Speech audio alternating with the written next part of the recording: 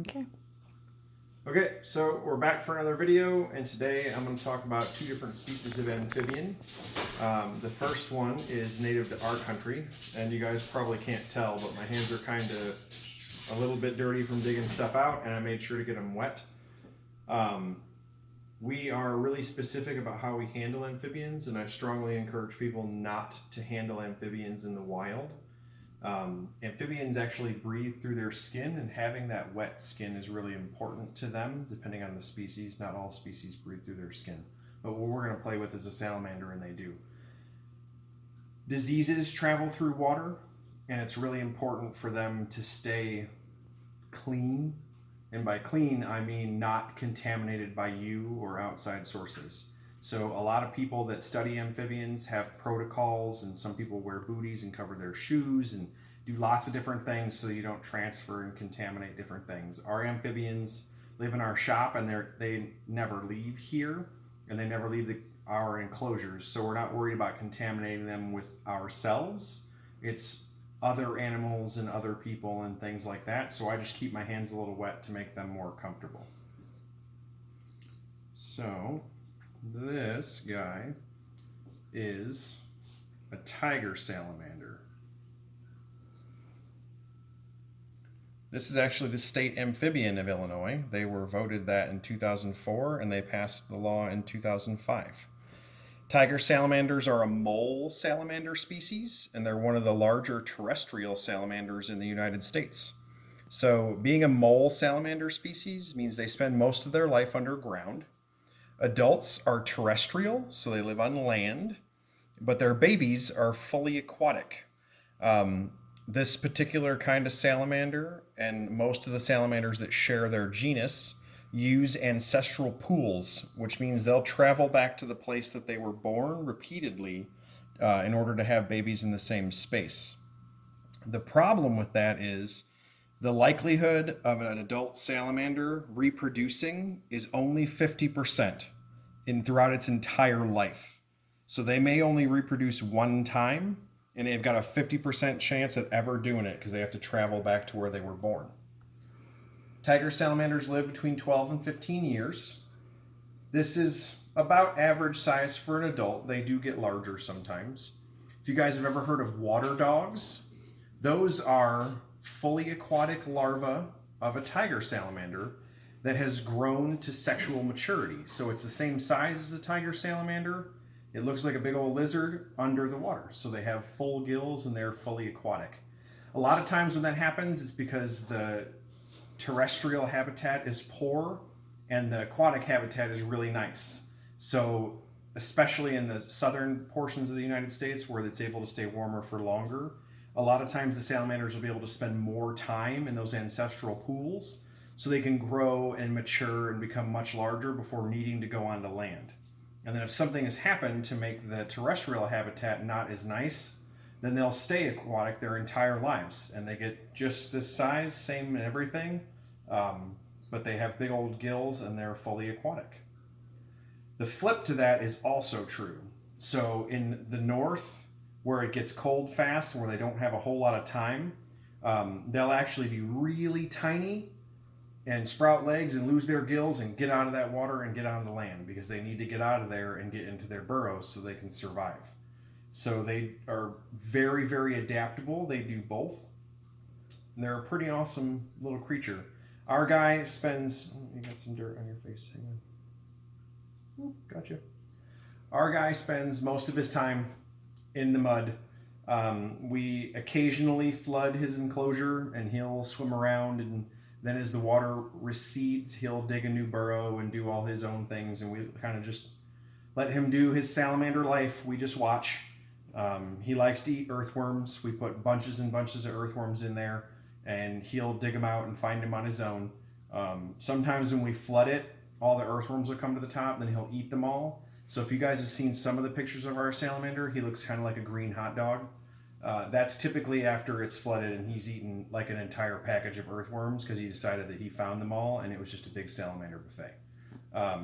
Most of the time, he's actually barred like a tiger and has his little side wrinkles. So a lot of people ask about the differences between salamanders and lizards. other than the fact that they're reptiles and amphibians, right? So salamanders don't have external claws, and they don't have the visible ears that we've talked about for lizards, right? They also don't have dry skin. Salamanders actually are wet and slimy, so we always make a big deal to talk about snakes not being slimy. A lot of amphibians really actually are slimy and wet and gross. But that's what helps them breathe, and that's what keeps them safe. So they're supposed to be that way. And he's just ignoring us because he doesn't want to be visible. I know, buddy.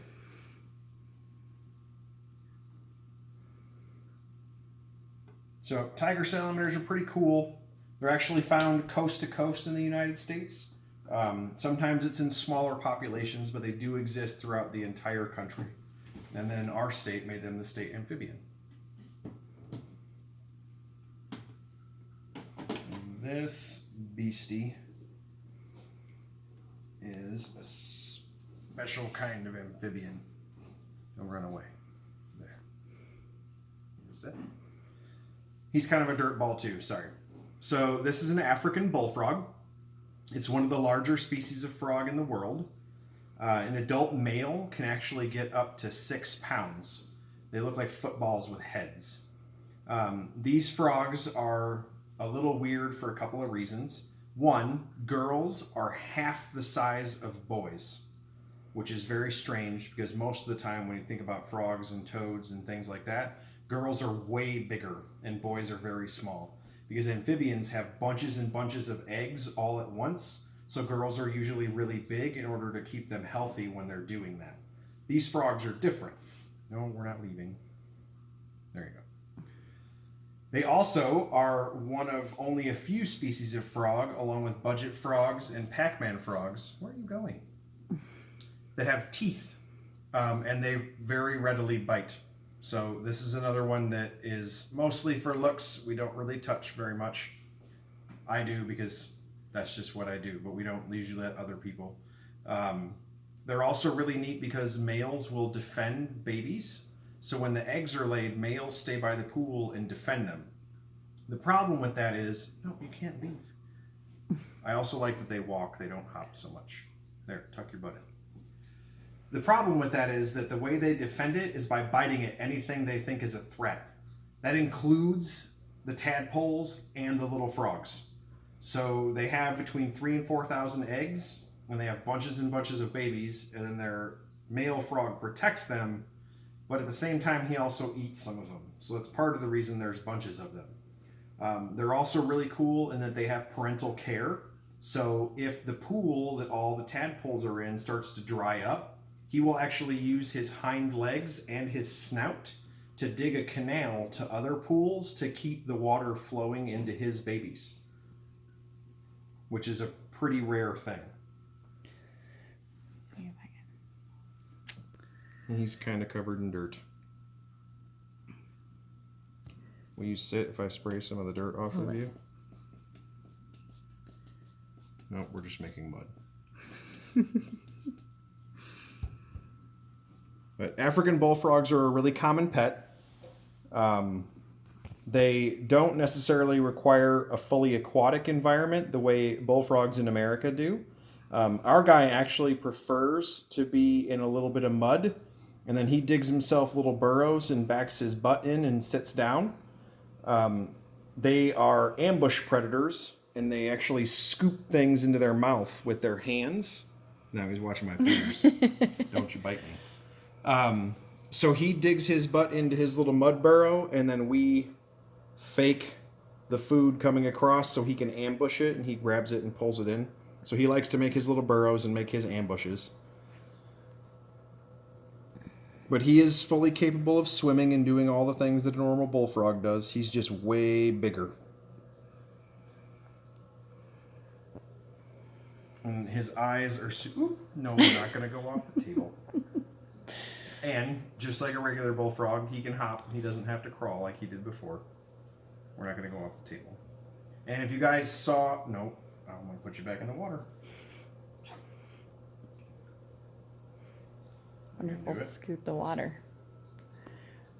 I'm going to try and get out of your light. Sorry. It's okay. Did he just lick it? No, he's watching. On road trips, this guy likes to make noises for us. When we're driving down the road, he scooches his back end against the plastic and it squeaks for probably a good 20 minutes as he does it. He's got a squeaky butt. It's a frog thing. It's a wrong thing. Okay, so those are the two amphibians we're going to play with today. U.S. native, the Illinois state amphibian, and a really big weird one from Africa. If you guys have any more questions about amphibians or you want to know, just leave us a comment. We've been transferring things over to YouTube. I've seen some folks go over there. No, we're not leaving. Sorry.